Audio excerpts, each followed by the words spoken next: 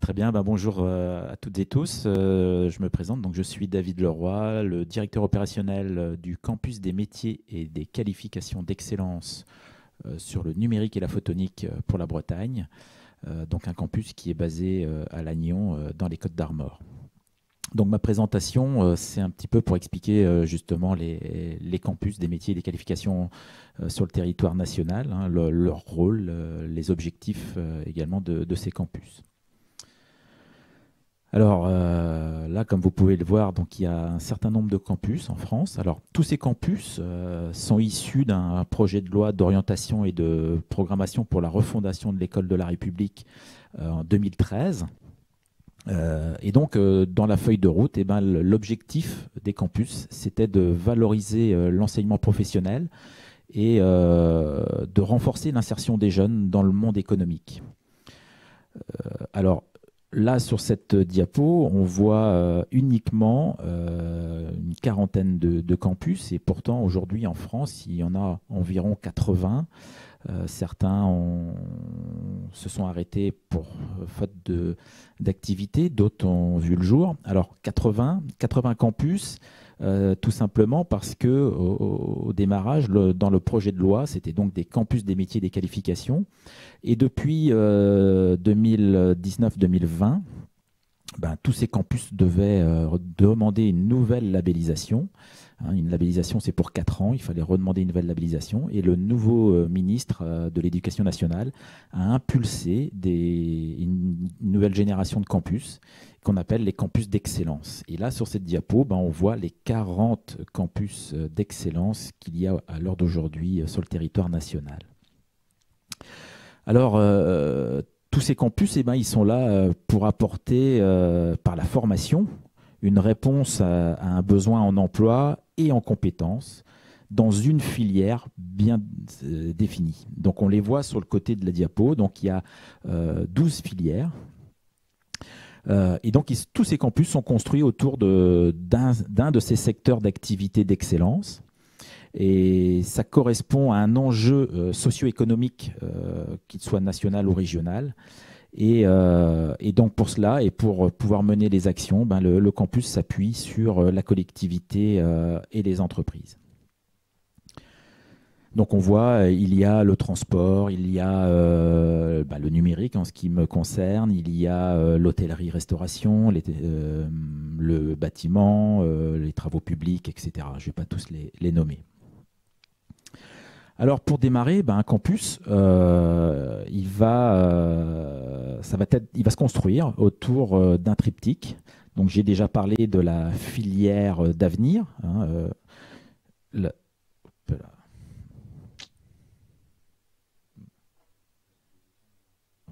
C'est le problème. Voilà, j'avais dit, il y a mon PowerPoint, depuis quelques temps, il clash. Donc j'ai un PDF.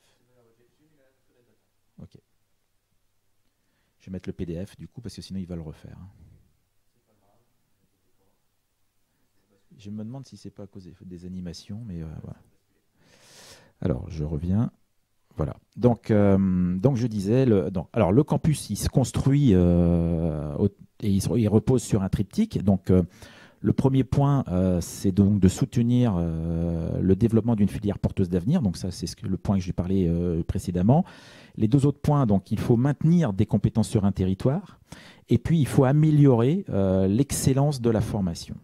Et tout ça dans le but de pouvoir proposer aux jeunes un parcours de formation allant du bac-3 jusqu'au bac+5, voire bac+8, suivant les territoires.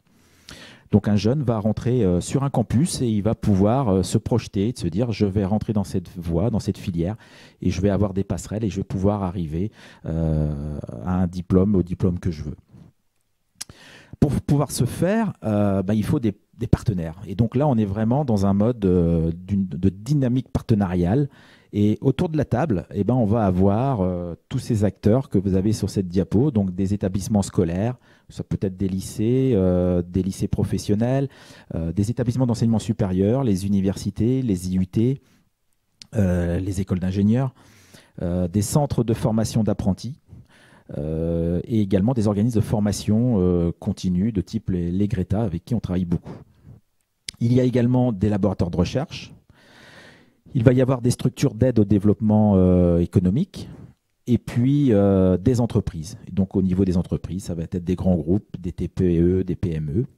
Et enfin, le dernier acteur, c'est les pôles de compétitivité. On s'appuie toujours sur un ou plusieurs pôles de compétitivité.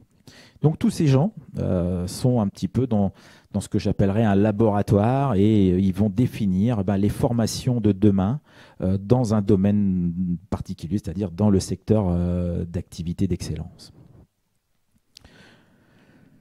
Alors, dans quel but? J'ai dit tout à l'heure, c'est valoriser les formations professionnelles, voilà, donner envie aux jeunes d'aller vers les voies professionnelles, d'accentuer l'ancrage sur un territoire, améliorer la dimension éducative, c'est-à-dire qu'on doit leur proposer sur un territoire des activités culturelles, des activités sportives, mais également des ouvertures vers l'international. Et puis, on va pour cela s'appuyer sur des Fab Labs, sur des incubateurs, des pépinières d'entreprises, bien évidemment, et les laboratoires de recherche que j'ai évoqués tout à l'heure. Alors, sur la Bretagne, on est plutôt bien loti puisqu'on a 5 campus. Donc, j'ai évoqué tout à l'heure la différence, campus des métiers, des qualifications et les campus d'excellence. Donc, on les voit ici, les campus d'excellence ont une petite petit cercle autour là. Et donc, donc il y en a 4 sur les 5 qu'on compte en Bretagne. 4 sont déjà au label d'excellence. Et puis, donc le 5e qui devrait bientôt passer également, il pourra passer en tout cas sous ce label d'excellence. Donc il y a sur Brest, en bleu à gauche, donc le campus des industries de la mer. Il va y avoir de l'autre côté sur Rennes le bâtiment durable. Il y a donc sur Quimper, dans le sud-Bretagne, le campus sur les techniques et technologies agroalimentaires. À Lannion, donc celui dans lequel je travaille, le campus du numérique et de la photonique. Et enfin, le dernier en date, à Guingamp, c'est un campus sur la culture et l'art et la culture. Alors maintenant, donc j'ai évoqué les campus en général, comment ça se crée, quelle est la genèse de ces campus. Aujourd'hui et maintenant, je vais vous parler plus particulièrement de celui dans lequel je suis, donc le numérique et la photonique. Et je vais donner un peu des exemples d'actions que l'on a pu mener, comment ça fonctionne en tout cas au sein de ce campus.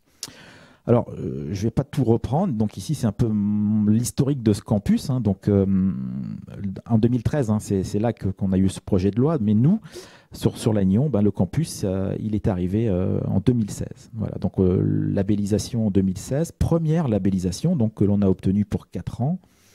Moi, en tant que directeur opérationnel, j'ai été nommé courant 2016. Donc, j'ai pris mes fonctions en 2016. Donc, je suis sur ce campus depuis le début. Donc, nous avons créé une association, association loi 1901, pour avoir un statut juridique. Et c'est le lycée Félix Le Dantec à Lannion, qui est un EPLE, qui est porteur de ce campus. Et le président, enfin la présidente, puisque c'est une proviseure, donc en tout cas c'est toujours le proviseur de l'établissement de Le Dantec qui est président du campus. Donc aujourd'hui c'est la proviseure du lycée qui est cette présidente. Donc voilà, donc on a commencé les actions très rapidement à partir de donc 2017, fin 2016-2017, on a commencé nos premières actions. Voilà, et puis voilà, on a continué à fonctionner et donc en 2019, on s'est dit voilà, on va arriver bientôt à la fin de notre labellisation et donc c'est là qu'on a fait la demande d'une labellisation d'excellence que l'on a obtenue. Et on a fait cette demande de labellisation d'excellence pour pouvoir également faire répondre à un appel à projet de PIA. Donc PIA, c'est Programme d'investissement d'avenir. Et tout simplement parce que pour que le campus puisse fonctionner dans le temps, il faut aussi des moyens financiers. Jusqu'à présent, il n'y avait que la région Bretagne et le rectorat qui finançait et puis également un peu les organismes de formation. Donc là, il fallait plus de moyens pour pouvoir développer plus de formations. Et donc, on en a déposé un dossier également en 2019 et nous sommes lauréats de ce PIA pour un montant de 4 185 000 euros depuis février 2020. Voilà, donc à partir de là, maintenant, on a lancé toutes les actions de ce programme d'investissement d'avenir avec donc des lancements de formation, des lancements de nouveaux plateaux, de l'attractivité, voilà, tout ce qu'on demande à un campus de faire. Voilà, et donc pouvoir travailler sur la carte des formations. Ce projet de PIA, il dure 5 ans, et donc la clôture de ce PIA, ce sera entre mi-2020, au début 2025, on va dire. Alors le CMQ de Lannion, donc numérique et photonique. Alors pourquoi un CMQ à Lannion? Tout simplement parce qu'on est sur une terre historique des télécoms déjà, et puis c'est vraiment un écosystème très complet, très attractif. On parle beaucoup de deep tech et de leurs usages. Donc il y a vraiment une structure très forte sur le territoire de Lannion, avec une capacité à travailler ensemble. C'est-à-dire que tous les acteurs de Lannion travaillaient déjà ensemble avant le CMQ, et le campus est arrivé pour formaliser un petit peu tout ça. Il y a également un pôle d'excellence numérique qui est labellisé French Tech depuis plusieurs années. On a un cluster de photonique. Et puis, il y a le pôle de compétitivité images et réseaux, auquel nous sommes bien évidemment attachés. Alors, les 2 appels à projets, j'en ai parlé, et les axes. Donc, le campus va travailler suivant 4 axes. Le premier, c'est de dynamiser la relation éducation-économie. Deuxième axe, c'est offrir une meilleure visibilité des parcours aux jeunes. Le troisième, c'est renforcer l'attractivité de la filière, des filières, que ce soit numérique et photonique, donner envie aux jeunes de venir dans cette voie et développer la compétence numérique. Alors sur Lannion, voilà, c'est très rapide. On voit sur le camembert qui est ici, le numérique et la photonique, c'est 3/4 des activités, des emplois sur le territoire, avec un nombre d'emplois en numérique, donc c'est au niveau des légendes gris foncé, et la photonique en gris clair. Donc on voit un nombre important d'emplois en numérique, un nombre d'emplois également important en photonique.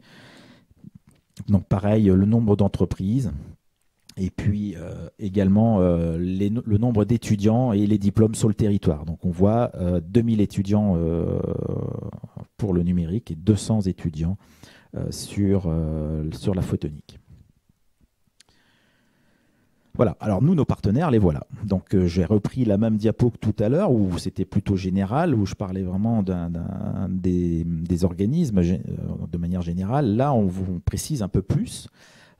Donc sur nos organismes de formation, on va travailler donc avec le lycée de Félix-Dantec, on va travailler avec l'IUT de Lannion, l'école d'ingénieurs, le GRETA des Côtes d'Armor, le CNAM de Bretagne. On va travailler avec les laboratoires de recherche, principalement l'Institut Photon, l'IRISA. On va travailler avec les structures d'aide au développement économique, donc la Technopole, l'Anticipa, le cluster Photonics Bretagne, donc voilà, la French Tech également. Et puis au niveau des entreprises, on va travailler avec les groupes Nokia, Orange, Ericsson. On va aussi avoir des TPE, PME, surtout au niveau de la photonique, où on a plein de petites entreprises, ou des moyennes entreprises en tout cas. Et puis enfin, donc, le pôle de compétitivité, c'est principalement le pôle images et réseaux. Alors, quelques exemples que l'on a menés au sein du campus depuis sa création. Donc, sur l'axe 1, donc, on travaille toujours en fonction des 4 axes que j'ai évoqués. Donc, sur l'axe 1, le premier travail qu'il a fallu faire et qu'on fait régulièrement, c'est de faire de l'analyse des études socio-économiques que l'on peut avoir que l'on peut nous fournir, donc avec des analyses ADN West, des analyses des technopoles. Et c'est d'identifier quels sont les besoins en emploi et quelles sont les formations à développer ou à modifier, à colorer. Dans ce travail, on va aussi rencontrer les entreprises sur le territoire de la Bretagne, voire pourquoi pas au-delà, hein, ça peut être au niveau national. Et c'est d'identifier aussi quel est le besoin, de quoi elles ont besoin, de quel type de profil, et savoir si les formations sont adaptées ou pas, ou s'il faut les créer. On va aussi là actuellement travailler sur une formation cyber pour le Liban. Donc c'est de faire de la formation de formateurs. Donc voilà, ça aussi ça fait partie et c'est dans notre scope. On doit pouvoir aussi donc aller à l'international. Et puis on lance régulièrement des job dating pour pouvoir pareil mettre des jeunes, pouvoir positionner des jeunes par rapport aux demandes des entreprises. Alors sur l'axe 2, j'ai évoqué donc, des rencontres avec les entreprises. Et le premier exemple que je peux donner, c'est qu'en 2016, lorsque j'ai pris moi mes fonctions, j'ai identifié, j'ai rencontré des sous-traitants qui faisaient le déploiement du FTTH, donc Fiber to the Home, donc envoyer la fibre jusqu'à l'habitant. Et tous les sous-traitants que je rencontrais me disaient, voilà, on manque de techniciens pour déployer la fibre. Et avec le Greta des Côtes d'Armor, on a lancé une formation, donc on va dire en 3 ou 4 mois, on l'a lancée. Et donc c'est une formation installateur en réseau de télécommunication, et donc qui fonctionne toujours. Donc on a 2 sessions par an. Elle est portée aussi par la région Bretagne. Et donc, on vient former des demandeurs d'emploi au métier d'installateur en réseau de télécommunications. Et donc, cette formation, elle s'est montée donc en 2016. On a lancé les premières formations, on a sorti les premiers formés. Et puis, j'ai rencontré à nouveau les partenaires et qui m'ont dit, c'est super, parfait, vous avez coché une première case, mais il y en a une deuxième. C'est-à-dire qu'en amont de ce travail-là, il nous faut aussi des gens capables de dessiner par où passe la fibre, et donc tout ça sous forme dans un bureau d'études. Donc là aussi, il manquait de monde. Et à nouveau, avec le Greta des Côtes d'Armor, on a lancé une autre formation et donc qui s'appelle dessinateur-projeteur en réseau de télécommunications. Ces 2 formations sont aujourd'hui sur l'Agnon, au sein du lycée Félix Dantec, justement, et on a aussi créé une plateforme technologique où on a tout la structure de déploiement de fibres qu'on peut avoir au niveau national. Et donc sur une plateforme qui fait environ 120 mètres carrés, les stagiaires vont pouvoir identifier toutes les problématiques qu'ils pourront rencontrer sur le terrain. En parallèle de ça, on a aussi eu des demandes de former un peu des opérateurs en photonique, des opérateurs aussi sur les services numériques. Et donc, on a lancé très rapidement, on va dire en quelques mois aussi, une FCIL, donc une formation complémentaire à initiative locale, et qui s'appelle Technicien réseau et services numériques. Donc cette formation permet à des jeunes qui sortent avec un bac professionnel de faire une année complémentaire sur un domaine précis en lien avec les attentes d'un territoire et donc pour pouvoir faire une insertion professionnelle tout de suite derrière et donc rentrer dans la vie active. On a lancé aussi, alors là, plutôt sur la formation initiale, un BTS SEO, tout simplement parce qu'il y avait là aussi des demandes. Donc, SEO, service informatique aux organisations. Et donc là aussi, on a lancé. Alors là, c'est un tout petit peu plus long parce qu'il y a des étapes à franchir au niveau ministériel et donc il faut que ce BTS soit accepté. Mais on va dire, en 1 an et demi, on a lancé ce BTS avec une ouverture vers l'alternance et donc 2 spécialités, une spécialité plutôt réseau et une spécialité application métier, donc plutôt les applis web. Alors, sur l'axe 3, quelques exemples que l'on a pu mener au sein de notre campus, c'est renforcer l'attractivité des filières. Alors, c'est donner envie aux jeunes d'aller vers le numérique et vers la photonique. Alors, quand je dis les jeunes, c'est tous les jeunes, mais on a une action qui nous est vraiment très cher, c'est aussi pour pouvoir faire venir les jeunes filles. Parce que dans le numérique, eh ben, on n'a pas suffisamment de femmes dans les formations et même dans les métiers, dans les emplois. Donc, dans les formations, on va dire qu'on est aller à 15, entre 15 et 20% de femmes dans les filières scientifiques. Et dans les emplois, on est peut-être à 25%. Voilà, donc on a décidé de faire quelque chose pour donner envie, ou en tout cas, donner envie ou montrer aux jeunes filles qu'elles ont leur place dans le numérique. Et donc on a lancé un challenge, donc c'est un challenge Ada Lovelace. Donc Ada Lovelace, c'est le nom de la première informaticienne qui a créé le premier programme informatique. Et donc c'est un concours de programmation qui est ouvert aux jeunes filles uniquement de lycées de Bretagne, pour tous les lycées de Bretagne. Pour l'instant, on est à l'échelle régionale. On souhaite passer à l'échelle nationale d'ici quelques années. Et donc c'est un concours sous forme d'un hackathon de 48 heures. Donc les jeunes filles viennent dans l'établissement à Lannion. Elles forment une équipe de 2 ou 3 et puis elles vont programmer pendant 48 heures. Elles vont faire une application, un service, un microservice sur un thème qu'on leur a fourni. Elles seront aidées, ces jeunes filles, par des femmes étudiantes ingénieures de l'ENSAT et de l'IUT également. Et donc elles vont créer ce microservice. À la fin des 48 heures, elles seront évaluées par un jury composé uniquement de femmes ingénieures des entreprises bretonnes. Et à partir de là, donc on donne des prix. Donc les jeunes filles, pendant ce temps-là, vont pouvoir identifier, voir un petit peu ce que c'est, et vont aussi comprendre que le numérique, c'est pas que du code, c'est pas que des lignes de code, il y a aussi de la créativité, il y a de la gestion de projet, il y a plein de choses. Donc on leur ouvre les yeux. Certaines vont se dire ça me plaît, et d'autres vont peut-être aussi, pourquoi pas, se dire non, c'est vraiment pas pour moi. Voilà. Donc en tout cas, c'est vraiment leur donner le choix d'aller vers ou pas ces filières-là. Une autre action pour renforcer l'attractivité, parce qu'on se dit voilà, c'est bien. Donc là, on a fait une action, mais qui intervient au lycée. À l'heure d'aujourd'hui, on se dit que c'est presque trop tard.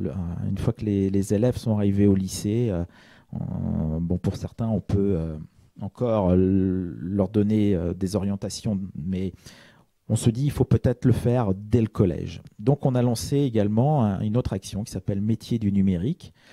Et donc ça, c'est une action aussi régionale. Et en fait, c'est une action qui a lieu sur plusieurs sites en Bretagne. En même temps, c'est 5 ou 6 sites universitaires. Donc on travaille avec les universités et on fait venir des collégiens au sein de l'université et on leur montre des conférences. Donc le matin, c'est plutôt sous forme de conférences, en visioconférence, sur les métiers du numérique.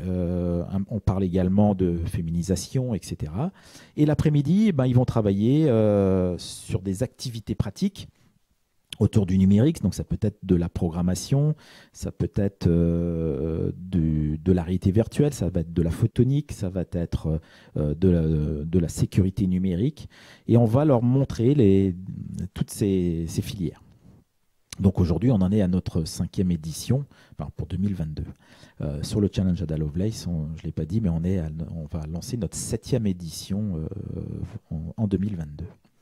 Donc toutes ces actions, voilà, on essaye d'en mener un maximum, et tous les campus de France essayent de lancer un maximum d'actions pour, dans leur filière, créer de l'attractivité.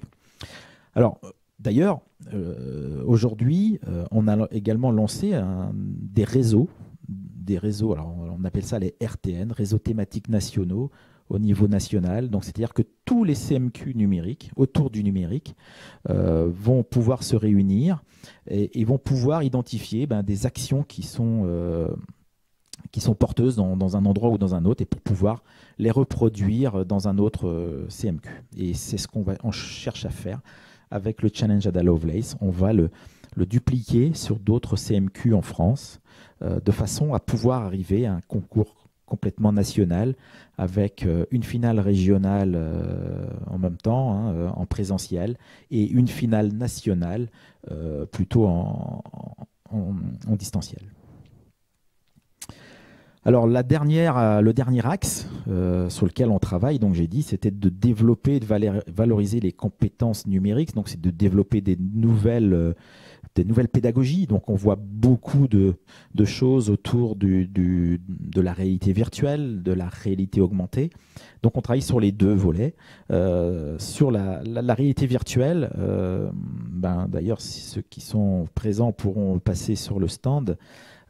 Puisqu'on a une application, on développe avec un centre de formation à Bordeaux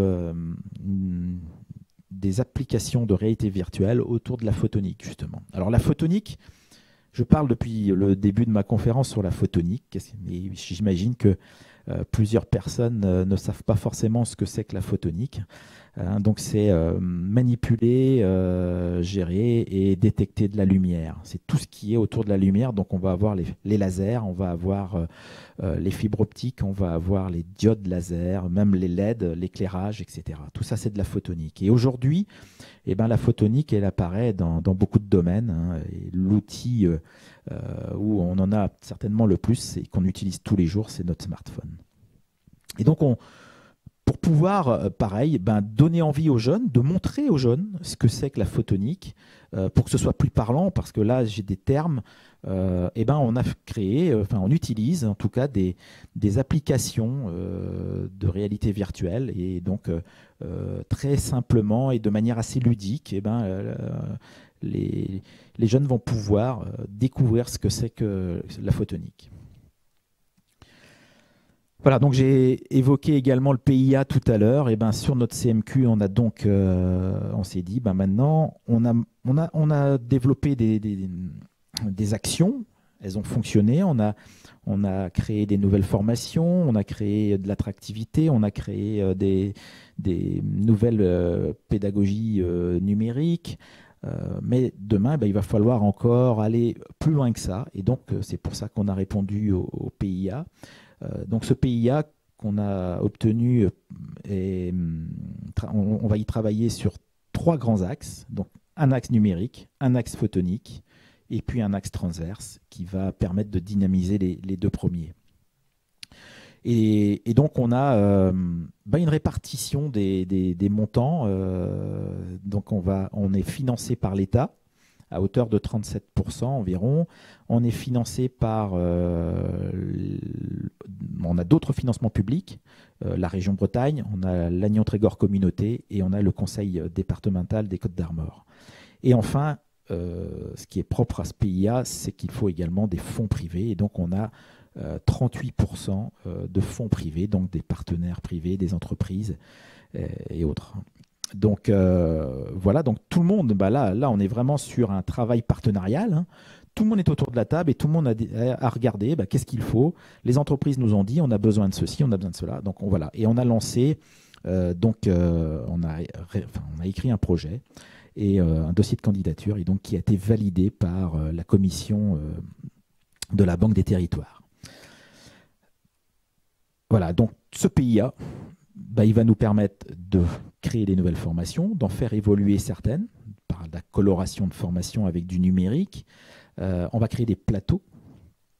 On va donc lancer encore des nouvelles productions pédagogiques, des nouvelles activités pédagogiques avec le numérique. On va également développer un lieu emblématique. C'est le propre du CMQ d'excellence.